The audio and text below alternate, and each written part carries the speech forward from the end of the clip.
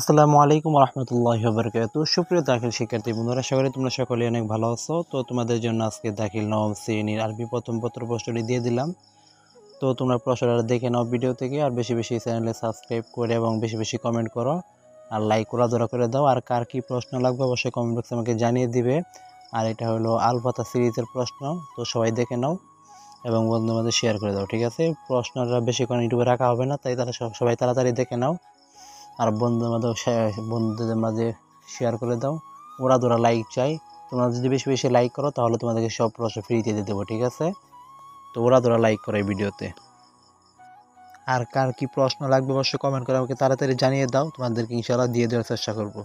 ওরা লাইক ওরা কমেন্ট চাই, ঠিক আছে? করে দাও সবাই তাড়াতাড়ি।